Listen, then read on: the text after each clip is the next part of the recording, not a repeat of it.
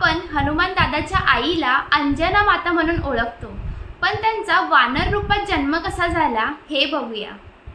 स्वर्गात एक पुंजिकसरा नावाची अप्सरा होती। एक दिवस काही कारणामुळे ऋषी दुर्वासा तिला श्राप देतात की पुढच्या जन्मात तू वानरी रूपात जन्म घेशील, पण सोबत तिला एक वरदान सुद्धा देतात की तुझी जेव्हा इच्छा असेल तेव्हा तू मनुष्य रूप धारण करशील आणि श्रापपूर्तीसाठी वानरी रूप। मग कालांतरानंतर तीच पुंजिकस्थला वानरराज कुज्जरची पुत्री अंजना म्हणून जन्म घेते आणि त्याच अंजनाचा विवाह महाबली वानरराज केसरी सोबत झाला। परंतु बराच काळ झाला त्यांना संतान प्राप्ती नव्हती, म्हणून अंजना माताने एक श्रेष्ठ पुत्र प्राप्तीसाठी तप आरंभ केला।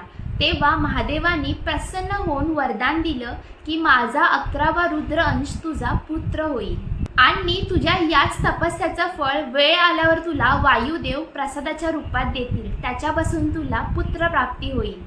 पुढच्या भागात हनुमान दादाला वायुपुत्र का म्हणतात आणि महादेवांनी दिलेलं वरदान कसं पूर्ण झालं हे बघूया। तोपर्यंत राम राम।